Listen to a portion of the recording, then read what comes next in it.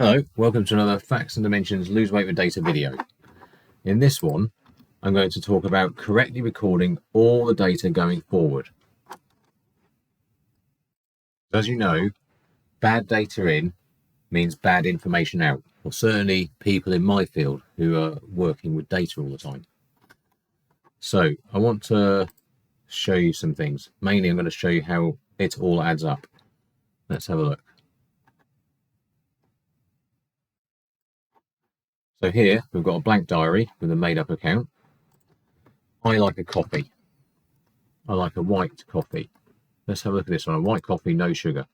Or if you have sweetener, you can just say no sugar. Have that for lunch. To be honest, I'll probably have 3. That's 20 calories. I'll actually probably have 3. I'm going to record each one that I have. Let's say I had 3. I might have a couple of teas as well.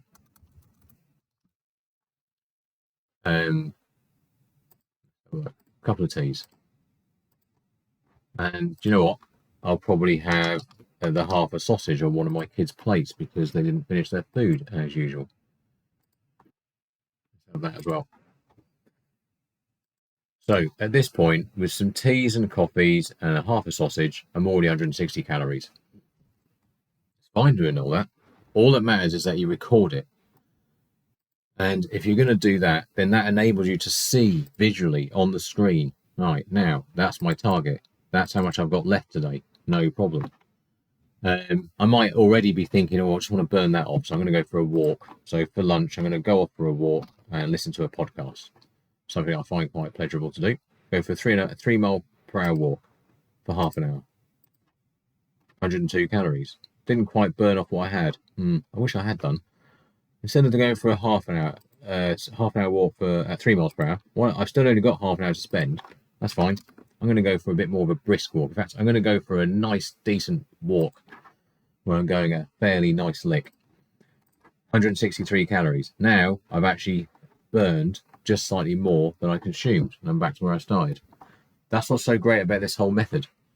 I'm not worrying about if I'm having something I shouldn't have had or not. Who cares? All that matters is that it's recorded, because if it's recorded, then the system cares. That's who cares. I don't have to care, because this system in front of me is caring. I just need to look at the numbers to work out what I can and can't have.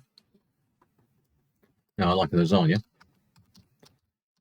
With foods like this, where you can't really work out exactly what you've had, I just weigh it. And the way I do it is I've got a set of digital scales, which I have on in the kitchen, and I will put a empty plate on it. Then I'll click the tare button, which will set it to 0, and then I'll just weigh it. And for me, lasagna, even when I was losing weight, I'd typically have about 850 grams. So let's put that down as my dinner. That's 1,518. And I also need to record my lunch. Well, I've only got 258 calories to spend, but don't worry about it. I'm just going to record what I fancy eating. So I generally will have about 85 grams of bread, which is 4 slices if I don't eat the crust, which is what I was doing towards the end of my diet. But let's go for the early part. Let's go for the properly eating the whole thing, yeah? So 4 slices of bread, 4 medium slices. Let's just put that lunch. And I'll have 4 slices of ham, 2 in each sandwich. Lovely. And I'll put some cucumber in there, maybe about 3 inches worth, I guess. Then I'll put mayo, and I've discovered that I like light mayonnaise just as much as normal, so I'll put in the light mayonnaise. It's about that much. I don't put butter in because I've noticed that I like the sandwich with or without the butter exactly the same. So that saves me. If I was going to put butter in, let's say clover butter, a 10-gram serving, as you know, from those little packs that you get in hotels or whatever, that's normally just slightly more than you need for a slice of bread. So let's say I'd normally have had like 3. That's 177 calories. And I discovered I like the sandwich just as much with no butter. So now I have no butter. What else shall I have? I'll generally have mushrooms because I discovered I love mushrooms. And even if I have like 400 grams of them, as long as they're microwaved, sliced up and microwaved for about 8 or 9 minutes, they taste exactly like they've been fried. And there's almost no calories, just 32. So I'll stick that in. And I might have some tomatoes as well. I'll put 3 of them on there. Put that in. And I think I'll have some poached eggs. Now, you might be noticing that's a hell of a lunch, but if you also notice, I don't have any breakfast. I just like having 2 meals and I'm too busy. So I tend to have a massive lunch and a massive dinner. And this was even while I was losing weight. 3 poached eggs. So I had 945 calories for lunch, 1,500 calories for dinner because I'm having lasagna. And that leaves me 500 calories overspent. No problem. Got a standing desk. I'm going to use that. I'm standing up right now, actually. I can't even sit down anymore. I'm so used to standing up nowadays. Let's say I'm going to stand up for 6 hours out of the whole day. Now, 138 calories left to overspent by. What can I do about that? I think I will just leave it. Who cares? Do you know? Because here's my week's view. I can see I went 138 over, but in a normal week where the whole week's recorded, I'm going to go over and under. All that matters is that at the end of the week, I'm hitting my target. So on a Friday, I might have some indulgence. I might even have some beers and stuff like that. In fact, let's have some. Moretti. I might have like 3 pints, I think. That's 648 calories. Also, by the way, you might notice when recording in here that different beers have different calories, right? 1 pint of Moretti, 216. But 1 pint of Madri, which I like exactly as much, 204. And also, by the way, in case you're wondering, Guinness, I hate Guinness, but a lot of people like it. 199 calories, even better. So here's my week, my day. Now I'm going to just switch to my real diary just to show you an example. That's a week from commencing the 14th of April 2024. So that was when I was around about 175, 180 pounds or something like that.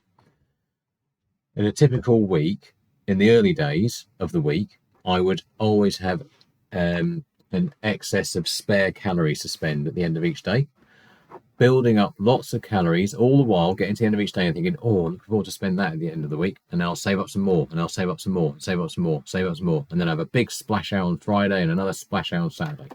Now, let's look how much I'm allowed to eat to still have excess calories left over. This is on a day where I've decided I'm not doing anything, so I won't eat tons. For my brunch, I'm having well over 1,000 calories. Having benefit bars, which I discovered from Aldi, are delicious, loads of fibre as well, and not many calories. A vegetable homemade soup I'd made, 750 grams. So, 3/4 of a kilo of soup. Plus loads of chicken thrown into that soup. So I ended up with a whole kilogram of soup.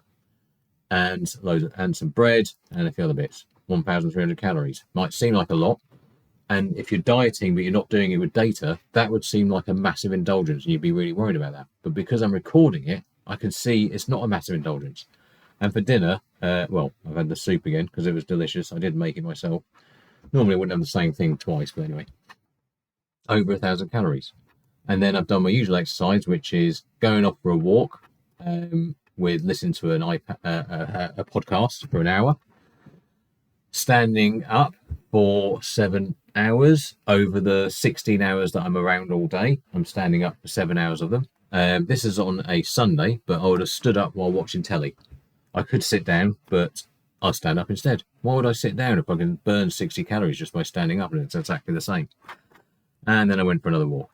And having done all that, had a humongous amount of food for brunch, a load of food for dinner, I've still got 600 calories left to spend. And I don't spend it, I just bank it. And you can see I banked it there. And again the next day, and the next, and the next, and the next. So here's another day where I've saved like 350 calories. On that day, having the mushrooms and the tomatoes and ham and loads of bread and eggs and all sorts of stuff. And then for dinner, one thing I've discovered is using an air fryer. And having fish is a great way of losing weight because you can eat a lot of fish and stick a load of mushrooms in there as well sometimes. Didn't that day, but usually I do. And these dirty rice packs that you can get from Aldi and Tesco, these ones, and there's all sorts of flavours. They're absolutely delicious. And also, it says half a pack is one serving. Well, that is complete crap. I would have one whole pack as a complete serving. Might be half a pack is probably a serving for like a 12-year-old kid. Then I'm using my standing desk for 7 hours, and I went for a half an hour sit down bike ride reading my book. One of my absolute favourite things to do, by the way. I read so much now, you wouldn't believe it, all because of this reading while I'm on my bike. Nowadays, I'm doing a full 60 minutes every single morning. I get up early because I'm looking forward to reading the book I'm currently on. And I've still got 565 calories left to spend. Just record everything you eat and record all your exercise, and you'll be absolutely fine.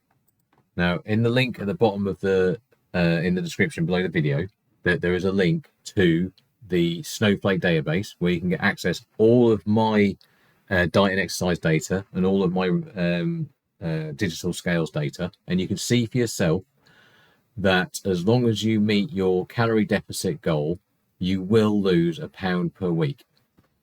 So that's that. Thank you very much.